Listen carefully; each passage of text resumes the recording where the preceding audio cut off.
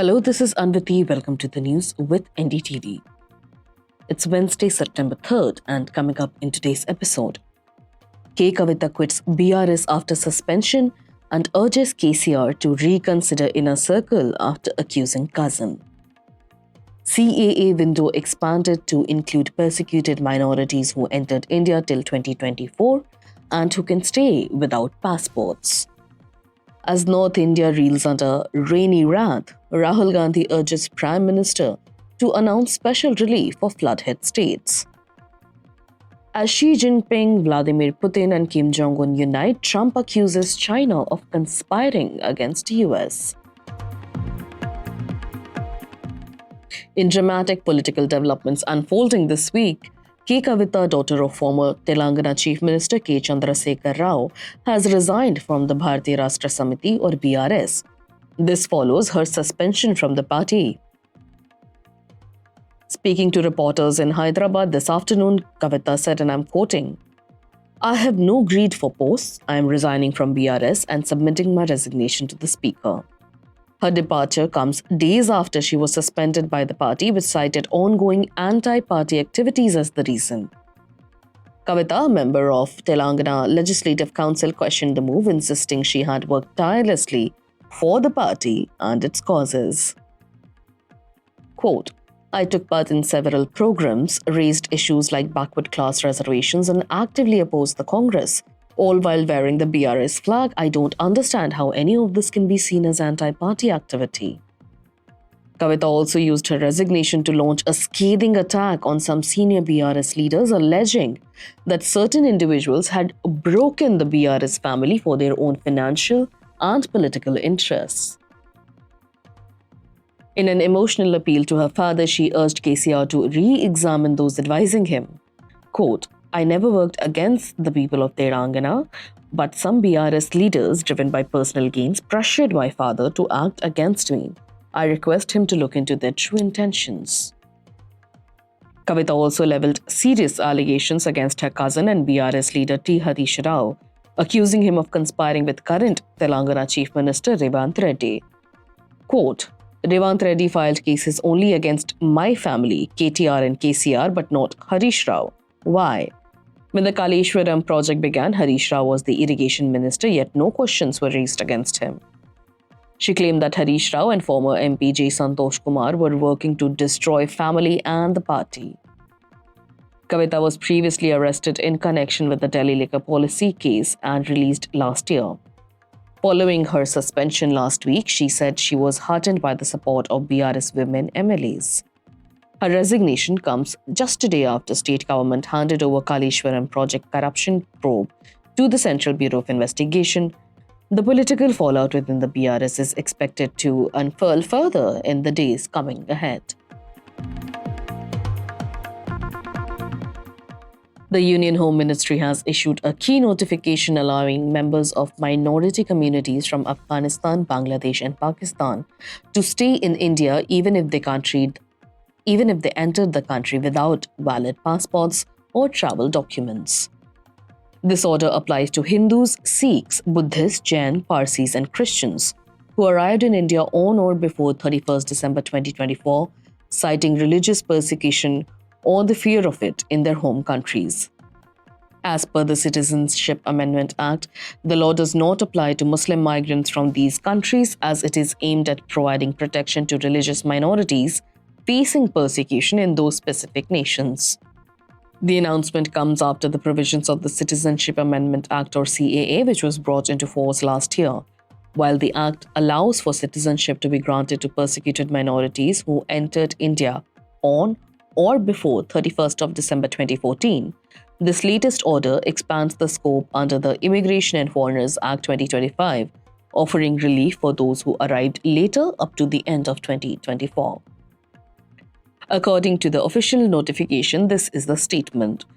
A person belonging to a minority community in Afghanistan, Bangladesh, and Pakistan, Sikhs, Hindus, Buddhists, Jains, Parsis, and Christians who were compelled to seek shelter in India due to religious persecution or fear of religious persecution and entered the country on or before December 31st, 2024, without valid documents, including passport or other travel documents, or with valid documents whose validity has expired, will be exempted from requirement of holding valid documentation. This decision is expected to provide significant relief, especially to a large number of Hindu migrants from Pakistan who entered India after 2014 but were left uncertain about their legal status. The government clarified that the exemption applies to both those who arrived without travel documents and those whose documents have since expired. These individuals will now be allowed to stay in India without facing action under existing immigration laws. The move is seen as a procedural step following the enforcement of CAA earlier this year. Applications for Indian citizenship under CAA continued to be processed throughout the official online portal. Further details on the process and regional guidelines are expected to be issued by state authorities in the coming days. Heavy rains continue to disrupt life and livelihood across the country. From Jammu to Punjab to Delhi, floods or flood-like situations or landslides due to rain and floods have resulted in deaths, disruptions, and travesty.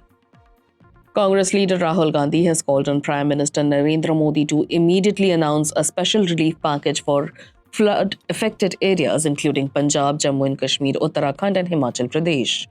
Posting on social media platform X, Mr. Gandhi said, quote, Modi ji, floods have caused massive destruction in Punjab.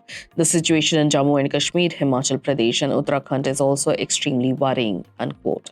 He added that the farmers are particularly affected and need urgent help. I urge that a special relief package be announced immediately and relief and rescue operations be accelerated. In a video message, the Congress MP stressed it is the government's responsibility to protect its people. Please prepare a special package to safeguard them. The call comes as severe flooding continues across northern India, particularly in Punjab, where the state government has declared all 23 districts as flood affected. So far, at least 30 people have lost their lives, and over 3.5 lakh residents have been impacted. Rivers such as the Satluj, Beas, and Ravi remain dangerously swollen with reservoirs at full capacity. Meanwhile, Union Home Minister Amit Shah visited flood-hit areas of Jammu on Monday. He met with the victims and assured them of relief and rehabilitation.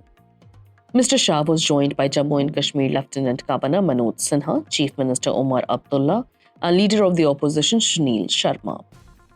In Himachal Pradesh, heavy rainfall has triggered landslides and flash floods, killing 2 women and leading to the closure of more than 1,000 roads.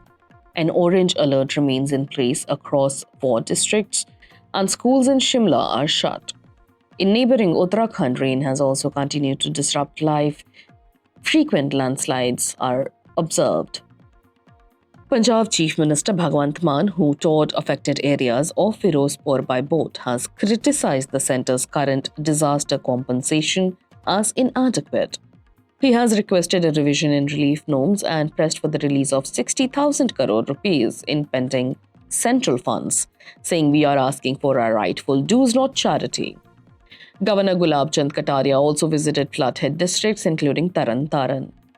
Due to the worsening flood situation, Punjab's Education Minister Harjot Singh Bains announced that all schools, colleges and universities across the state will remain closed till 7th of September. The decision was made following directives from the Chief Minister. People across the state have been advised to follow local administration guidelines as authorities continue relief and rescue efforts. Evidently flustered at China's military parade, US President Donald Trump accused Chinese President Xi Jinping of conspiring against the United States after Russian President Vladimir Putin and North Korean leader Kim Jong Un were seen attending China's largest ever military parade, coming on the heels of SCO summit, which also saw Asian and West Asian unity. Writing on Truth Social, Trump said, and I'm quoting, "Please give my warmest regards to Vladimir Putin and Kim Jong Un as you conspire against the United States of America." He also questioned whether China would acknowledge the American soldiers who gave their blood to help liberate the country during World War II. Quote, Many Americans died in China's quest for victory and glory. I hope they are rightfully honored and remembered for their bravery and sacrifice, he added. The Chinese military spectacle in Beijing was held to mark 80 years since the end of World War II and was attended by over 50,000 people at Tiananmen Square. According to a report by Reuters, Chinese President Xi Jinping, flanked by Putin and Kim, warned that the world is once again at a crossroads. Quote, mankind is faced with the choice of peace or war, dialogue or confrontation, win-win or zero-sum. The Chinese people will stand on the right side of the history, Xi Jinping said. Xi, dressed in a suit resembling those worn by Mao Zedong, stood in an open-top vehicle and reviewed Chinese troops, missiles, tanks, and advanced drones as warplanes flew overhead in formation. It was China's first major military parade since 2019. In his speech, Xi said China's rejuvenation is unstoppable and reaffirmed a commitment to peaceful development. He made no direct mention of the United States but expressed gratitude to nations that helped China resist the Japanese invasion. The event, largely ignored by Western leaders, has highlighted closer ties between Beijing, Moscow, and Pyongyang. According to Reuters, Kim's appearance marks the first time in 66 years that the North Korean leader has attended a Chinese military parade. Security in Beijing was tight, with major roads shut and local volunteers mobilized nationwide to ensure order.